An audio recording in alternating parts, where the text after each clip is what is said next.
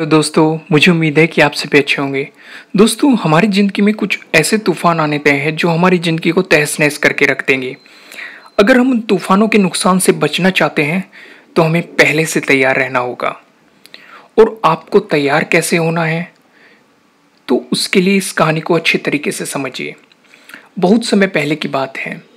Iceland के उत्तरी छोर पर एक किसान रहता था। उसे अपने खेत में काम करने वालों की बड़ी ज़रूरत थी। लेकिन वो जगह काफ़ी खतरनाक थी, जहाँ रोज़ आंधी-तूफ़ान आते रहते थे। तो कोई भी व्यक्ति वहाँ पे काम करने को तैयार नहीं था।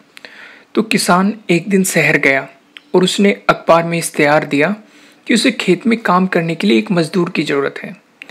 किसान से मिलने बहुत मज़दूर आए, लेकिन जो भी उस जगह को देखता, उसके बारे में सुनता, तो वहाँ पे वो काम करने से मना कर देता।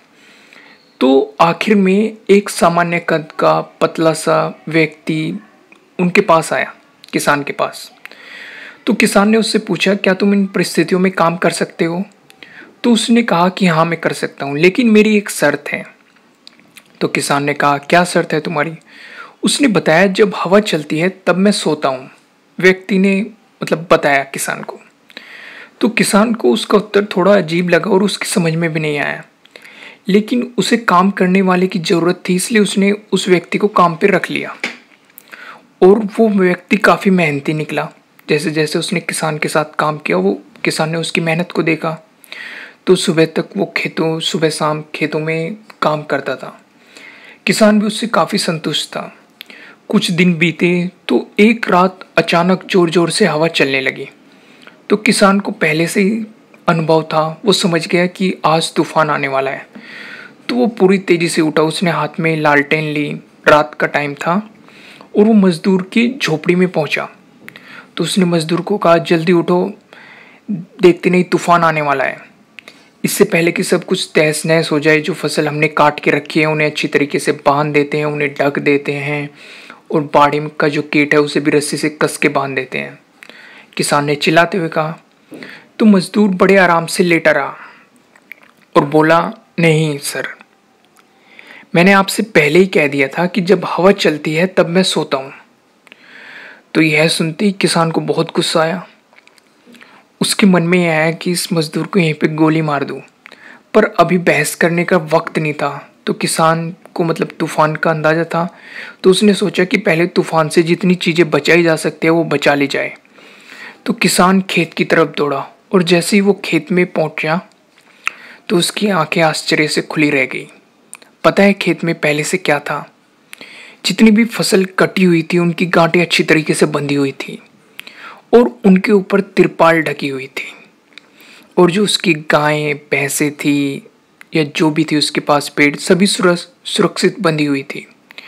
और सारी मुर्गियाँ भी सुरक्षित थी। और जो बाड़े का गेट भी, वो भी मजबूती से बंधा हुआ था। तो सारी चीज़ें बिल्कुल सही जगह पे थी, नुकसान की ज़रा सी भी संभावना नहीं थी। तो किसान अब मज़दूर की वो बात किसान को समझ में आ गई थी कि जब हवा चलती है तब मैं सोता हूँ।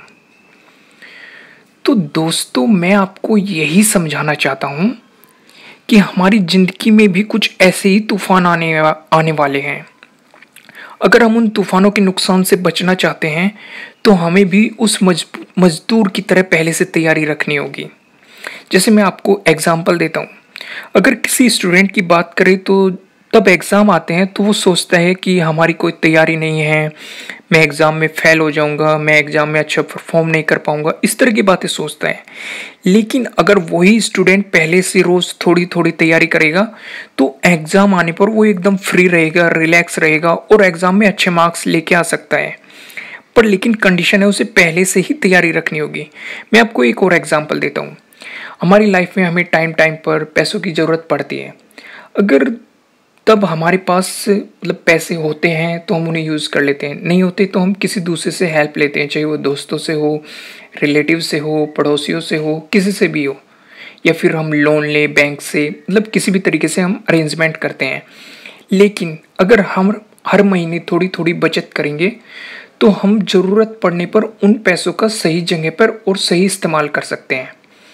तो दोस्तों मैंने आपको पहले ही बता दिया, इस कहानी का अगर समराइज़ करें तो आपको तैयारी का तरीका आना चाहिए।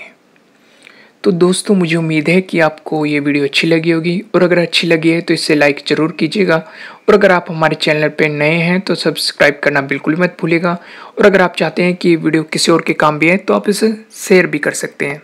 Thank you.